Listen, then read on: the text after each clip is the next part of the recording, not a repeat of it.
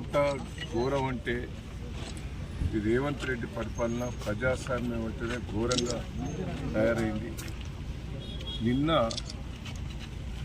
నిన్న మమ్మలను నేను విప్పు జారీ చేయాలి. ఆర్టీఓ ఆఫీస్ కూడా పోయేందుకు నాకు అనుమతి ఇవ్వదు. కమిషనర్ ఆఫీస్ కూడా పోయేందుకు అనుమతి ఇవ్వలేదు. అదే అమెరికాకు సంబంధించిన సిటిజన్షిప్ ఉన్న ఝాన్సీ గారిని ఆర్టీఓ ఆఫీస్ పోయింది, కమిషనర్ ఆఫీస్ పోయింది, మున్సిపాలిటీలో వాళ్ళ దగ్గర కూడా పోయి ఒక్కొక్కరికి ₹1 ఇస్తాం, ₹2 ఇస్తామంటే మా వాళ్ళు ఎవరు కూడా అమ్ముకోలేదు. భయభ్రాంతులు చేసింది. ఎట్లా ఉంటాయంటే గతంలో నేను 45 ఏళ్ళ నుంచి రాజకీయాలు ఉన్నాను.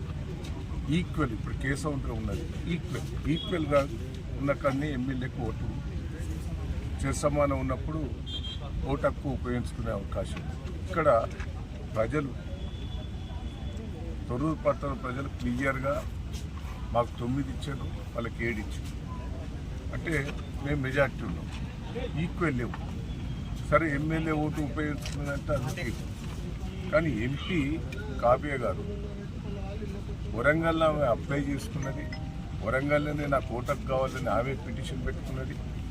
ఆ పిటిషన్ ప్రకారంగా ఆమె పిటిషన్లు ప్రమాణ స్వీకారం చేసిండ్రు. ఇక్కడ నీకు ఓటకు కల్పించినామని క్లియర్గా వాళ్ళకు ఆధారాలతో ఇచ్చింది. 3 రోజుల బట్టి మేము ప్రయత్నం చేస్తున్నాం. ఆర్డీఓ గారి దగ్గర, కలెక్టర్ దగ్గర, మున్సిపల్ కమిషన్ దగ్గర. ఏమో ఓటకు ఇక్కడ ఉపయోగించుకున్నదట, దాన్ని ఆధారం ఇవ్వండి అని మా కోర్టు వాళ్ళు అడుగుతున్నారు. 3 రోజుల బట్టి ఆధారాలు కూడా ఇస్తలేదు.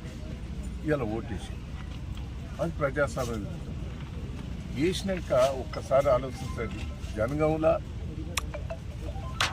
ఇద్దరు సమానంగా ఉంటే మా వాళ్ళని గుంజి కాంగ్రెస్ పార్టీతో సమానం వస్తే ఆడ టాస్లా వాళ్ళకే వచ్చింది.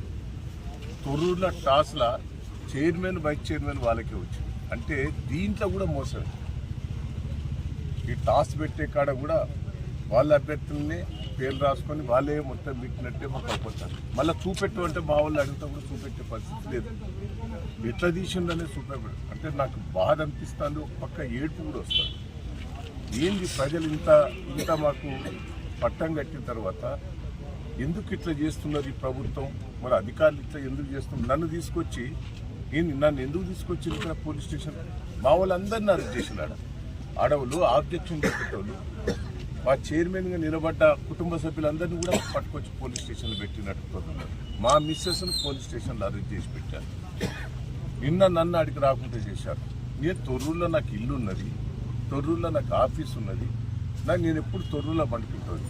మరి నా తొర్రూరులో ఆఫీసులో నన్ను ఉంటానంటే కూడా నుంచి తీసుకొచ్చి ఇక్కడ పెట్టారు. నర్సులపేట తీసుకొచ్చారు. ఆడ ఝాన్సీ గారికి సిటిజన్షిప్ అమెరికాలో ఉన్నదా? ఇక్కడ ఇల్లు లేదు, ఏది లేదు, తొర్రూరులో బాధాపుతున్నదా? అంటే ఎంత ఘోరం అండి. 45 ఏళ్ళ రాజకీయాలలో ఇంత మోసం, ఇంత దగ నేను ఎప్పుడు కూడా రాజశేఖర్ రెడ్డి పీరియడ్లో కూడా ఇట్లా ప్రజాస్వామ్య విరుద్ధంగా ఎప్పుడు కూడా చేయలేదు. కానీ ఇప్పుడు ఎందుకో ప్రజాస్వామ్య విరుద్ధంగా నాకు రాజకీయాలలో ఈ కక్ష సాధింపులు చేయటం వల్ల రాజకీయాల్లో ఉండాలా తప్పవన్నా ఏంది ఇంత గోస? ఏందండి? ప్రజలు నాకు పట్టం కట్టారు. సర్పంచ్ ఎన్నికలలో మెజార్టీ సీట్లు ఇచ్చారు. నేను 46,000 ఓడిపోతే నాకు 2,000 లీడ్ ఇచ్చిండ్రు సర్పంచ్ ఎన్నికలు. పెద్ద గ్రామ పంచాయతీలని నన్నే గెలిపించారు. ఈయన మున్సిపాలిటీ కూడా మెజార్టీ వచ్చింది.